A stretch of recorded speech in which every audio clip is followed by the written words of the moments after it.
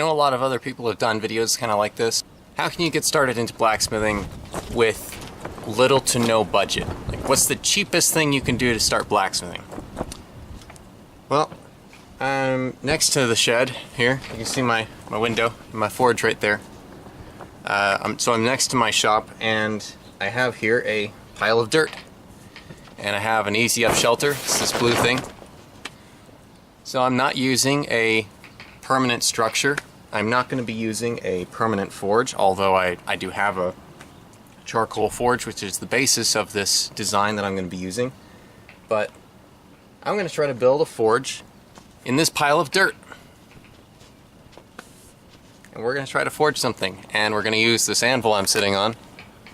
It's the Harbor Freight anvil. We're going to use that, and possibly even without the stand, just to see how cheap can you start blacksmithing. And I got some Harbor Freight hammers, some Harbor Freight ball peen hammers. Our source of air, we're going to be using charcoal. I haven't forged with charcoal in quite a while, but got some charcoal over here, and I've got a bathroom fan. That's going to be our source of air, our bellows. To get started, we're literally just going to create the forge itself.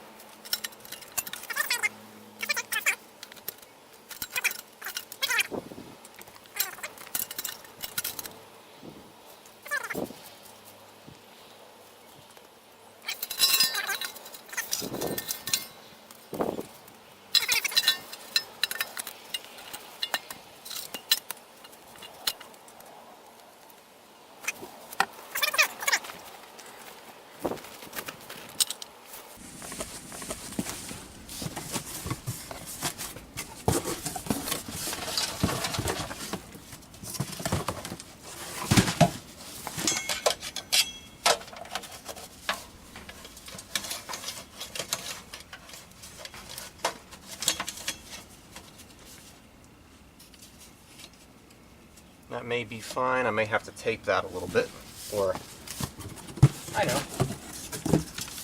I have a rag here.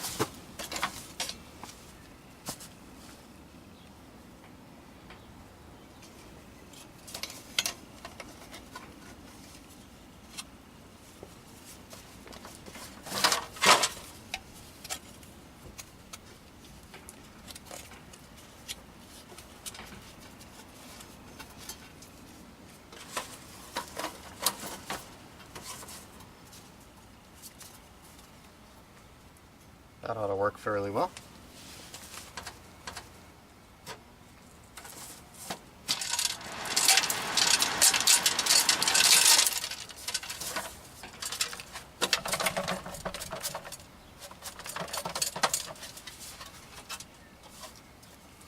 Don't get bits of charcoal in your bathroom fan. It will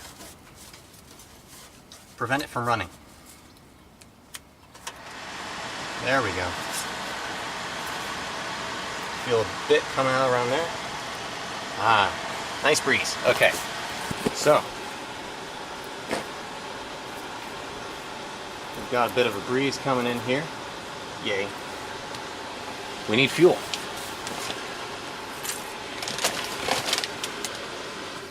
Turn that off for a moment.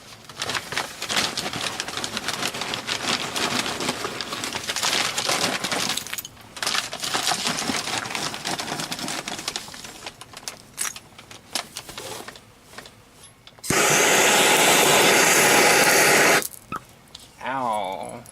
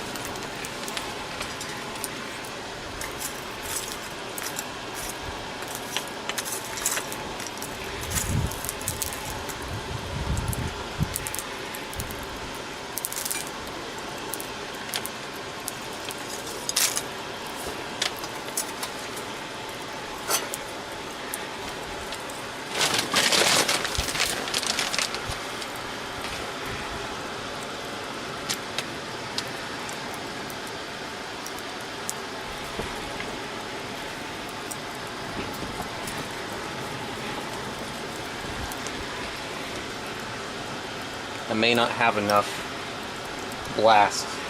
air blast force going in there.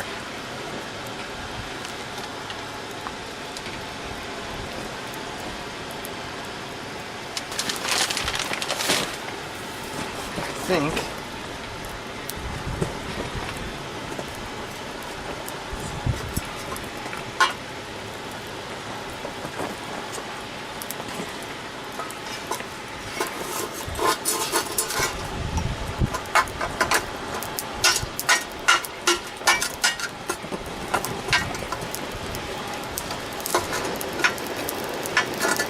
there we go.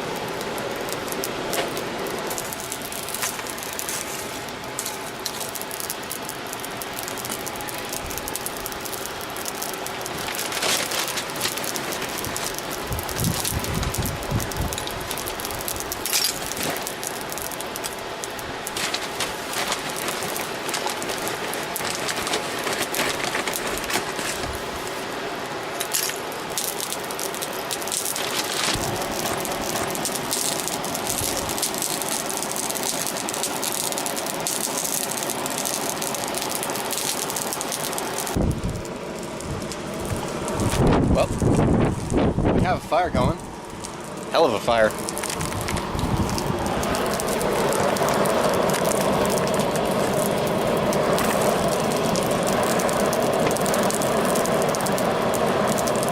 That's working pretty well.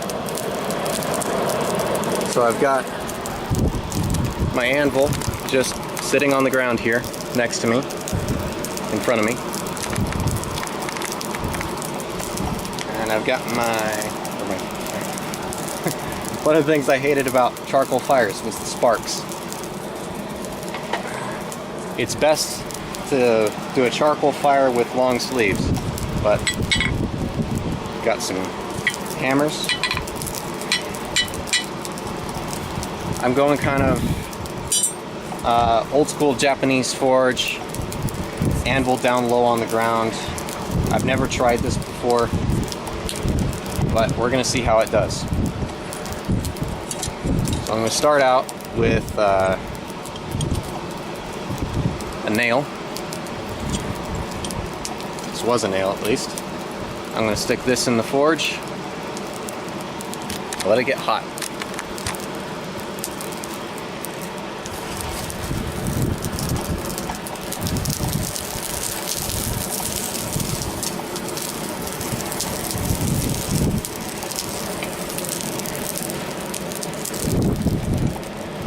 longer stick.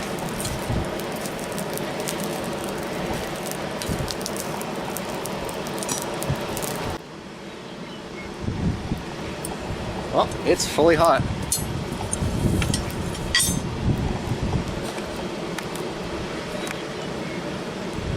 Let's get him out of there and try forging.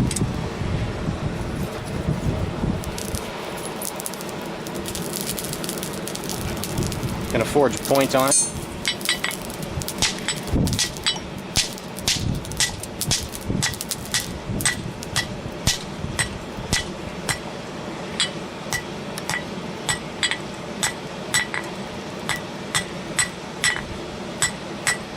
That's pretty damn hot.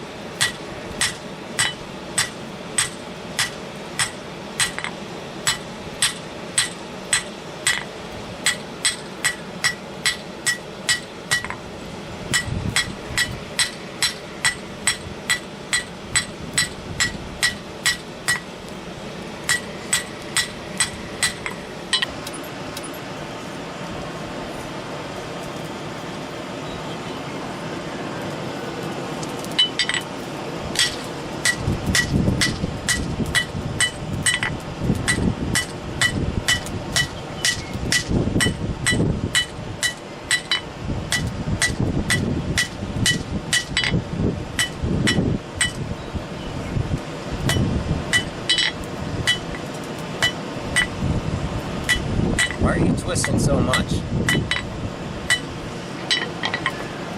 And leaving gouges.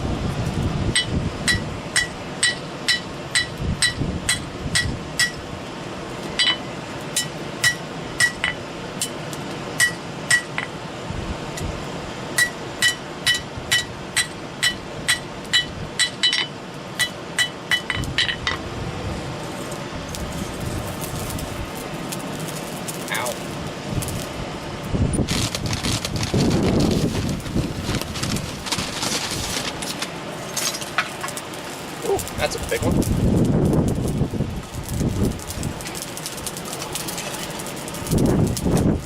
Look at this guy.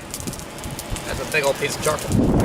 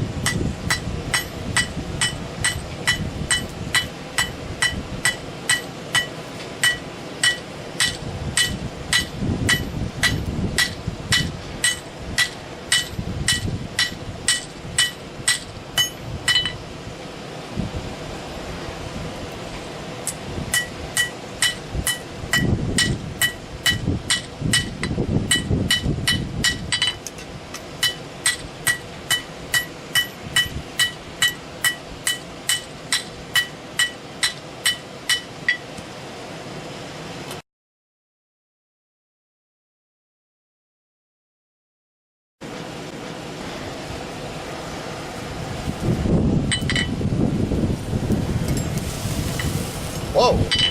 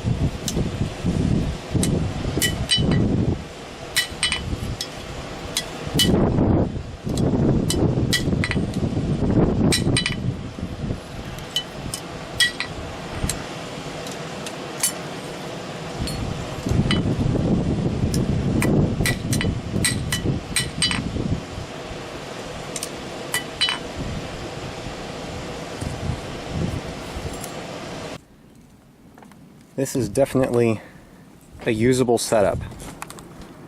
Not ideal, but I've personally never gotten a piece of steel to spark before because it was so hot, which means that that was at a full welding heat and actually burning. Up around, it's going to be over 2200 degrees, up even around 2500 degrees for a piece of mild steel like that. And it's just quick shelter, a pile of dirt with some just basic bricks. You could supplement that. I was going to be doing a water-cooled side draft forge with that piece that I have right there, but I ended up not finishing that because that stuff is too thin and I couldn't fix all the holes that were in it. The bathroom fan works just fine as long as it's sealed and going into the pipe properly. That forge gets plenty hot, but there are a couple issues with charcoal forges for me. Number one, I have allergies, and so it causes congestion and drainage for me, and that's not fun. And I'm definitely going to be feeling it later in the day when I have heavy congestion. Two, charcoal forges, solid fuel forges, they spark, but especially a dry charcoal forge like this, it sparks. And that hits your arms. You can see I have a bunch of debris and dust and ash on my arms. as well as sparks that come off of that fire. Number 3, you have to tend the fire. You have to rake coals back onto your workpiece and continue feeding it. Number 4, it's harder to get going. It's not like a propane forge where you just toss in a match or you stick in your propane torch and light the forge. So you have to maintain it, you have to tend it, it's harder to get going, and it's actually fairly expensive. A bag like this won't last too long, and it's a $10 to $12 bag. The bigger ones, like that one, that's $15 to $20, and that will last you maybe a day, because a charcoal forge, especially if you don't have some sort of bellows, which is expensive, or a hand crank, you're going to be using a constant air source, which means that it's continuing to burn while you're working, and then going back, and then working, and going back, and so it just keeps burning fuel. So it's actually not cheap on fuel. A propane forge, yeah, you leave it running as well, but it can be pretty efficient and can last a full day with a tank, with a single propane tank, which is what, $15 of propane. So my forge, I don't really run out of fuel that quickly, but charcoal, just to me, has always seemed to go pretty quickly. So I personally don't recommend a charcoal forge if you're trying to go as cheap as possible in the long run with fuel costs and ease of use. But if you're just trying to get started and you have charcoal, first of all, lump charcoal, not briquettes. Do not get briquettes. They have other stuff in them. They're compressed with ash and other chemicals, other debris that is not going to burn. You want just straight hardwood lump charcoal. That's the good stuff.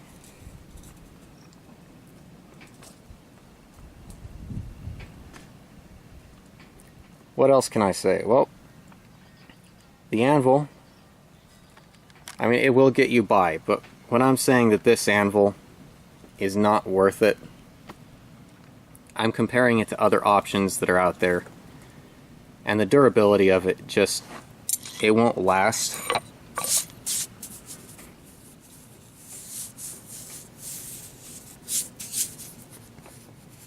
I've got weird surface texture there. This anvil, it just won't last the way a steel anvil will, even a mild steel anvil. It's nice that it already has a hardy hole, but trying to make a hardy tool for it, it will deform and chip these edges and such, which is not great.